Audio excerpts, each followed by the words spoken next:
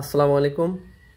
আলহামদুলিল্লাহ, খামারের খরচ কমানোর জন্য ভুট্টা চাষ শুরু করেছি।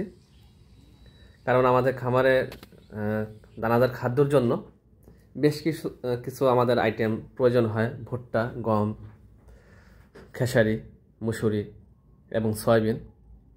এই আইটেমগুলো আমি মূলত বেসিক হিসেবে রাখি, যে এগুলো আমাকে দিতেই হবে, আমি সেভাবে রাখি। তো সেই উদ্দেশ্যে আমি 4টা আইটেম আমি চাষ করতে পারবো। আমি প্রাথমিকভাবে যেটা আমি চিন্তা ভাবনা করে দেখলাম, তার মধ্যে একটা হচ্ছে খেসারি, ভুট্টা, গম এবং সয়াবিন।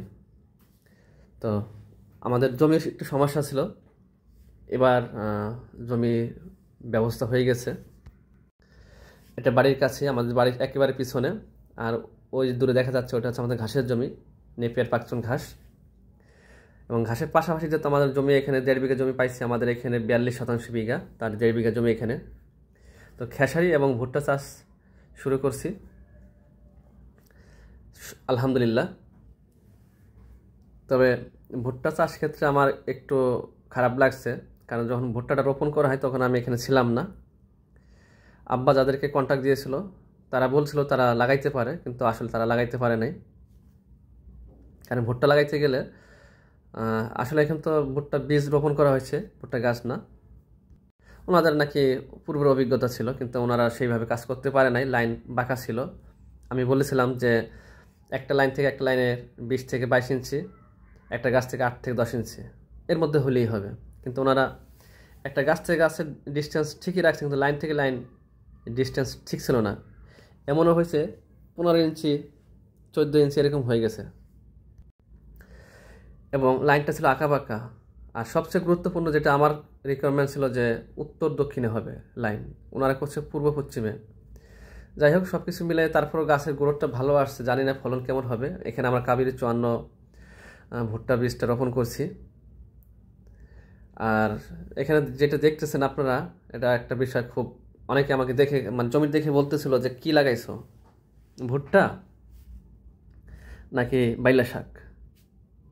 কারণ আমাদের এখানে বাইলা শাকটাই জমিতে অনেক বেশি পরিমাণে। এই জমিটা গত বছর অন্য একজন চাষ করছে, তখন মুসুরি ছিল। মুসুরির মধ্যে কিছু বাইলা শাক ছিল যেগুলা উনি উঠায় নাই, পাকার পরে দানাগুলো খেতে পড়ে গেছে, আর এবার সবগুলো একসাথে গজাই গেছে। একটা বিষয় হয়তো আপনারা খেয়াল করছেন, এখানে এত শাক হওয়ার পরেও আমার ভুট্টা গাছগুলো কিন্তু যথেষ্ট গ্রোথ ভালো, এবং এবং কালারও ভালো।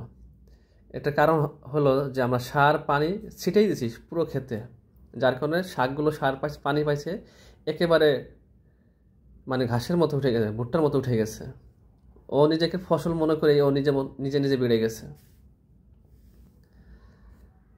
তবে ভুট্টা এবং ঘাস ক্ষেত্রে সার দেওয়ার নিয়ম হচ্ছে ছিটিয়ে না, গাছের গোড়ায় গোড়ায়।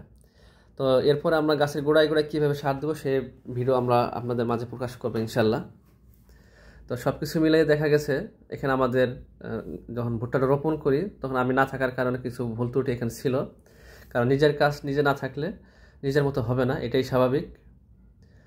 এর মধ্যে যদি কোনো ভুল ত্রুটি থাকে বা এর ভালো মন্দ কারো জানা থাকে যে ভুট্টা কীভাবে চাষ করলে আরও ভালো হবে, আপনারা কমেন্টস করে আমাকে জানাইতে পারেন, পরামর্শ দিতে পারেন। আমি নতুন খামারি, আমি ছোট্ট একটা জব করি, পাশাপাশি খামার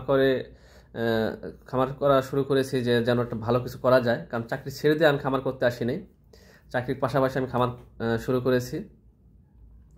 তবে আশা করা যায় এখান থেকে বেশ ভালো কিছু পাবো ইনশাল্লাহ, আল্লাহ হায়াতে বাঁচায় রাখলে। তো আমার জন্য সবাই দোয়া করবেন, এবং সবাই চ্যানেলটি সাবস্ক্রাইব করে আমাদের সঙ্গেই থাকবেন ইনশাল্লাহ। পরবর্তী ভিডিওতে দেখা হবে। আসসালামু আলাইকুম রহমতুল্লাহ।